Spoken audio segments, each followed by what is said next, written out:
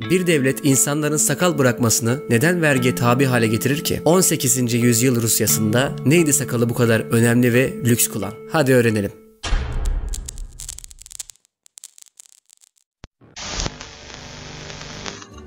Sakal, Rus tarihinde her zaman çok önemli olmuştu. Bir övünç kaynağı ve gurur simgesiydi. 12. yüzyılda kendini gösteren bir dizi eski Rus yasası olan Ruskaya Pravda, yani Rus adaleti, bir erkeğin sakalına veya bıyığına zarar vermenin cezasının bir at çalmaktan ya da bir parmak kesmekten 4 kat daha yüksek olduğunu belirtiyordu. Sakal, bir erkeğin onuru ve erkekliği olarak görülüyordu. Ayrıca dini inançlarla da yakından ilişkiliydi. Fakat 1. Petro bu gelenekçiliğin ülkeye bir fayda getirmediği kanaatindeydi. 1697 ve 1698 yıllarında Büyükelçilik adı altında gizlice Avrupa'yı dolaşmıştı. Ülkesinin birçok bakımdan Avrupa'nın gerisinde kaldığını düşünüyordu. Haksız da sayılmazdı. Rusya yüz ölçümü bakımından devasa bir ülke olmasına karşın İngiltere ve Hollanda gibi Avrupa güçlerinin dünyayı keşfedip kolonileştirdiği ve birbirlerinin sınırlarına müdahale ettiği bir dönemde gemi sayısı açısından geride kalmıştı. Caydırıcı ve nitelikli bir donanmaya sahip değillerdi. Çar, Rus toplumunun bilimsel, ekonomik ve kültürel açıdan modernize edilmesi,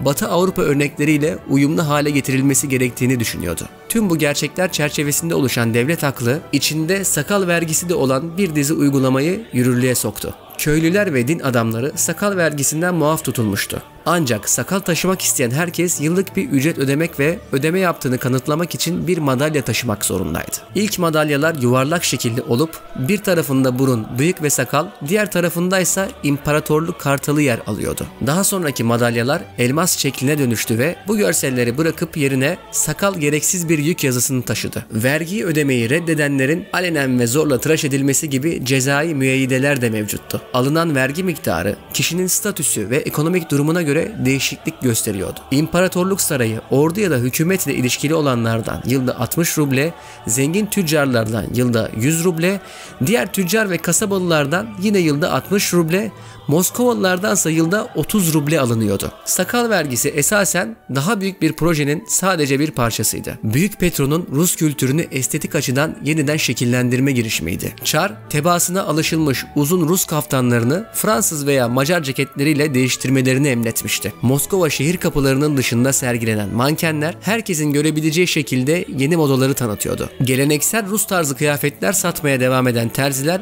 ağır para cezalarıyla karşı karşıya kalabiliyordu. Bu uygulamalar ve vergi sistemi uzun vadede başarılı sonuçlar verememiş ve kalıcı olamamıştı. 1772'de de Büyük Katerina tarafından resmen kaldırıldı. Sevgili arkadaşlar, videomu bu noktaya kadar izlediyseniz bir beğeni ve aboneliğinizi alırım. Kanalıma davetlisiniz.